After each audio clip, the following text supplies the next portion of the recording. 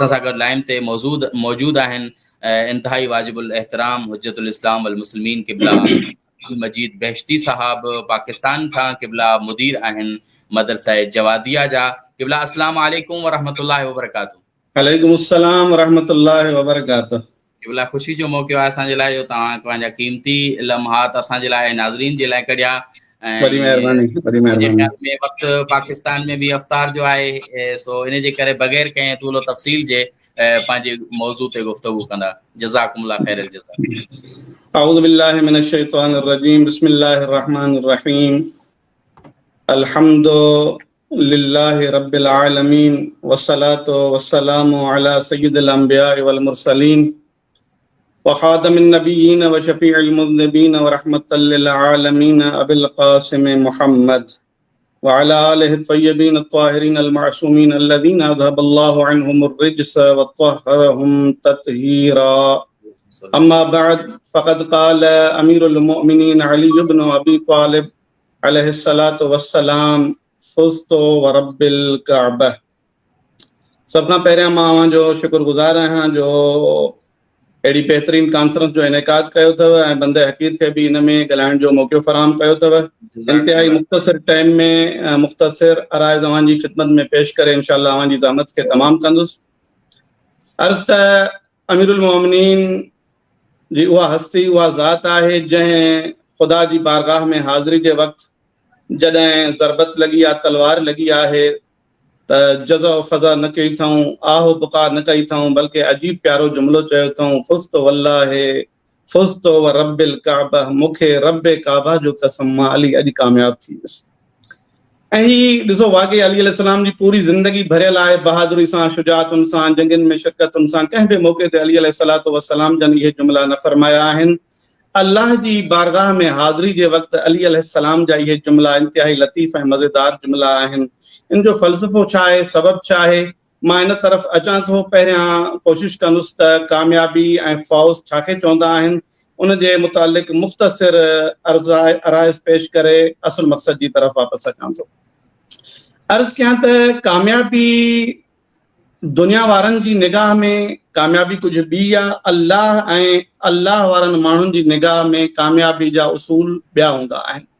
आम इंसाननि जी निगाह में कामयाबी जा उसूल ज़माने जूं शयूं हूंदियूं आहिनि, ज़माने जा मक़सद हूंदा आहिनि। अगरि ज़माने जे मक़ासिद ते पहुचनि त कामयाब, अगरि जेकॾहिं ज़माने जे मक़ासिद ते न पहुचनि त नाकाम।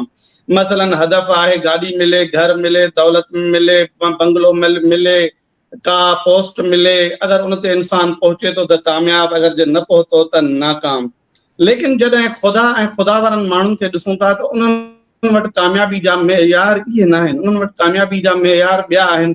इन बाबति त भई अल्लाह ऐं अल्लाह जे माण्हुनि वटि कामयाबी जा मेयार छा आहिनि, सिर्फ़ु हिकु आयत कलाम इलाही मां पेश कंदुसि। ख़ुदावंद मुतआल फरमाए थो पियो, अल्लज़ीना आमनू व हाजरू व जाहदू फी सबीलिल्लाह बिअम्वालिहिम व अनफुसिहिम अअज़मु दरजतन इंदल्लाह व उलाइका हुमुल फाइज़ून।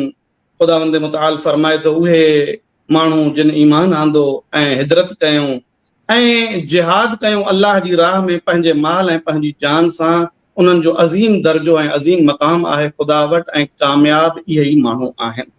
हाणे इहे सिफ़ात जेके ख़ुदावंद मुतआल बयानु फरमायूं आहिनि कामयाब इंसाननि जूं, अगरि जेकॾहिं अली अलैहिस्सलाम जी ज़ात में ॾिसूं त अतम तरीक़े सां अली अलैहिस्सलाम जी ज़ात में मौजूदु आहिनि।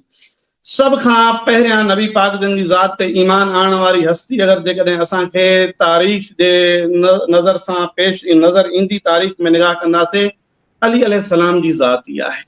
अगरचे हिन में असांजे बिरादरान इख़्तिलाफ़ कयो आहे, बाज़ उलमा इख़्तिलाफ़ कयो आहे, लेकिन ख़ुदा जूं रहमतूं हुजनि अल्लामा अमीनी जन ते, जिन किताब अल क़दीर में असांजे अहले सुन्नत बिरादरान खां 100 खां वधीक रिवायात नक़ल कयूं आहिनि सनद सां गॾु, त सभ खां पहिरियां रसूल ते ईमान आणण वारी ज़ात अली जी ज़ात, अली जी हस्ती आहे। ईमान जी इब्तिदा अली खां, वरी जे अली जी इंतिहा ॾिसो, ख़ुतबा शाबानिया खे ॾिसो, जॾहिं रिसालत माब जन ख़ुतबा शाबानिया ॾींदे ॾींदे आख़िर में रोई पवनि था, अली अलैहिस्सलाम जन पुछनि था, या रसूल अल्लाह अव्हांखे कहिड़ी शइ रुआरियो आहे? रिसालत माब जन फरमाइनि था, या अली मां ॾिसी रहियो आहियां त माह मुबारक में, माह रमज़ान में हिन दुनिया जो शकी तरीन इंसान आहे जेको तुंहिंजी ॾाढ़ी खे खून सां रंगीन करे रहियो आहे। अली अलैहिस्सलाम जन ते परेशान न थिया आहिनि, बल्कि पुछनि था या रसूल अल्लाह अफ़ी सलामतन मिन दीनी, भले इहो त ॿुधायो इन वक़्तु मुंहिंजो दीन सालिम हूंदो, मुंहिंजो दीन महफ़ूज़ हूंदो? नबी पाक जन फरमाइनि था फी सलामतन मिन दीनिक, जी अली तुंहिंजो दीन सालिम हूंदो।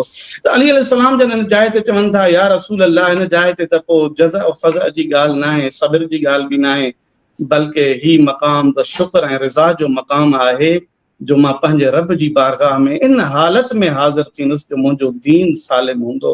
अहिड़े तरीक़े सां अगरि जेकॾहिं ईमान जे गहराइनि खे ॾिसूं त अली अलैहिस्सलाम जंहिं ईमान जी गहराई ते आहे कोई उन ईमान जे गहराइनि ते नथो पहुची सघे। छो जो हदीस में आहे अगरि जेकॾहिं कंहिं इंसान जो ईमान ॾिसणो हुजे त उनखे गुनाह जे ज़रिए सां आज़मायोसि। मसलन अगरि जेकॾहिं को 100 रुपयो वठी कूड़ ॻाल्हाए थो त सम्झो हुनजे ईमान जी क़ीमत 100 रुपयो आहे। अगरि जेकॾहिं हिकु चांहि ते कूड़ ॻाल्हाए थो सम्झो त इन जे ईमान जी क़ीमत हिकु चांहि आहे। पर जॾहिं अली अलैहिस्सलाम जे ईमान जी गहराई खे ईमान खे ॾिसूं था पिया, अली अलैहिस्सलाम जन इहो चवंदे नज़र अचनि था, मौला जन फरमाइनि था अगरि पूरी दुनिया जी हुकूमत अली जे हवाले कई वञे ऐं उन जे बदिले में अली खां इहा क़ीमत घुरी वञे त किविल जे मुंहं में जव जो जेको छिलको आहे उहो कढेसि, उहो वापसि वठि, मां अली हुकूमत खे हासिल करण लाइ एतिरो गुनाह बि न कंदुसि। त लिहाज़ा मुंहिंजा अज़ीज़ अली जी इब्तिदा ॾिसो ईमान सां, इंतिहा अगरि जेकॾहिं ॾिसो अली अलैहिस्सलाम जी सलामती दीन, गहराई अली अलैहिस्सलाम जे ईमान जी ॾिसो त हुकूमत मिले थी लेकिन किविल जे मुंहं मां छिलको कढण लाइ तयारु न आहिनि। हीअ आहे अली अलैहिस्सलाम जे ईमान जी गहराई। ईअं ई वरी जेकॾहिं हिजरत खे ॾिसूं था त अली अलैहिस्सलाम जी हिजरत, यमन ना हिजरत कई अथऊं इस्लाम ना, मदीने ना हिजरत कई अथऊं इस्लाम जे ख़ातिर, जिहाद अगरि जेकॾहिं ॾिसूं त अली अलैहिस्सलाम जन माल सां जिहाद, जान सां जिहाद, माल सां जिहाद अगरि जेकॾहिं ॾिसूं त राति जो पंहिंजे पुठी ते ग़रीबनि जे लाइ माल खणी, राशन खणी, अटो खणी करे वञी उन्हनि जे दरनि ताईं पहुचाईंदा हुया। ऐं एसि ताईं अगरि जेकॾहिं कपिड़ो आहे, लटो आहे त ग़ुलामनि खे उन पंहिंजे पाण ते बि तरजीह ॾींदा हुया। वरी अगरि जेकॾहिं जंगियूं ऐं जिहाद ॾिसूं, जान सां जिहाद ॾिसूं था त सवाइ जंग तबूक जे काई अहिड़ी जंग न आहे जेका अली अलैहिस्सलाम जन छॾी हुजे। उहा बि नबी पाक जन जे तक़ाज़ा ऐं ख़्वाहिश ते छॾी अथऊं। नबी पाक जन फरमायो या अली अव्हां जंग में न हलो, रोई पिया आहिनि, उते बि इसरार हुयो त जेकर मां जंग में हलां हा। अल्लाह जी राह में जिहाद जो इहो मक़ाम, इहो हाल आहे। त मुंहिंजा अज़ीज़ अली अलैहिस्सलाम वटि मेयार जेको आहे उहो ई मेयार आहे कामयाबी जो, जेको ख़ुदा वटि मेयार आहे, जेको क़ुरान में मेयार आहे, ज़माने वारो मेयार न आहे। अगरि जे ज़माने जा मेयार ॾिसूं हा त 25 साल अली अलैहिस्सलाम खे हुकूमत खां दूर रखियो वियो। 25 साल अली अलैहिस्सलाम खे हुकूमत खां, पंहिंजे मनसब खां, पंहिंजे हक़ खां परे रखियो वियो। एसि ताईं जो अली अलैहिस्सलाम जन उन ते अफ़सोस जो इज़हार बि कंदा रहिया आहिनि। अली अलैहिस्सलाम जन इहे जुमिला बि चवंदा रहिया आहिनि त फिल ऐन क़ज़ा व फिल हल्क शजा, लेकिन मुंहिंजा अज़ीज़ अली इन मनसब खे न मिलणु पंहिंजी नाकामी सां तबीर न कयो आहे। छो जो मेयार अली जी कामयाबी ऐं नाकामी जो हुकूमतूं न हुयूं।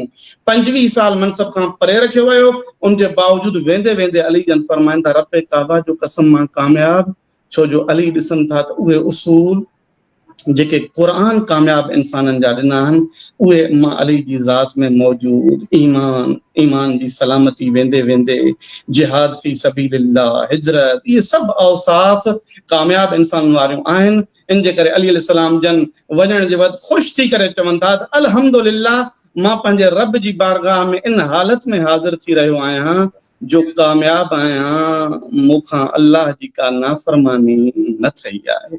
इन जे करे मौला जन फरमायो फ़ुज़्तु व रब्बिल काबा। वस्सलामु अलैकुम व रहमतुल्लाहि व बरकातुहू।